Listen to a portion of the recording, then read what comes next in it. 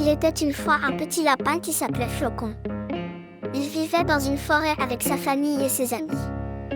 Il aimait beaucoup jouer à cache-cache avec les autres animaux, mais il avait un problème, il était trop blanc. Sa fourrure se voyait de loin et il était facile à trouver. Un jour, il décida de changer de couleur. Il alla voir le renard, qui était très malin, et lui demanda de l'aider. Le renard accepta, mais à une condition, il devait lui donner une carotte en échange. Flocon accepta et le renard lui dit de se rouler dans la boue. Flocon obéit et se retrouva tout marron. Il était content et alla jouer à cache-cache avec ses amis. Mais il se rendit vite compte que sa nouvelle couleur n'était pas pratique. Il se salissait les pattes et les oreilles, il avait du mal à se nettoyer et il sentait mauvais. En plus, les autres animaux ne le reconnaissaient pas et se moquaient de lui.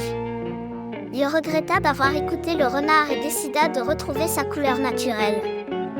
Il alla voir le hibou, qui était très sage, et lui demanda de l'aider.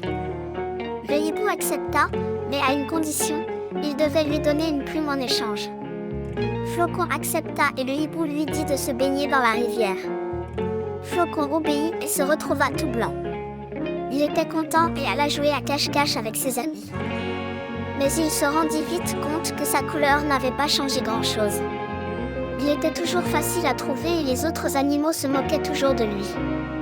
Il regretta d'avoir écouté le hibou et décida de s'accepter tel qu'il était. Il alla voir sa maman, qu'il aimait très fort, et lui raconta son aventure. Sa maman lui dit qu'il n'avait pas besoin de changer de couleur pour être heureux. Elle lui dit qu'il était beau comme il était et qu'il avait plein de qualités.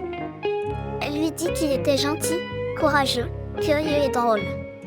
Elle lui dit qu'il devait être fier de lui-même et ne pas faire attention aux moqueries.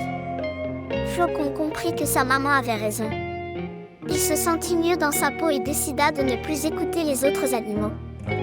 Il continua à jouer à cache-cache avec ses amis, mais il ne se cachait plus. Il courait partout en riant et en s'amusant. Il était heureux d'être un petit lapin blanc.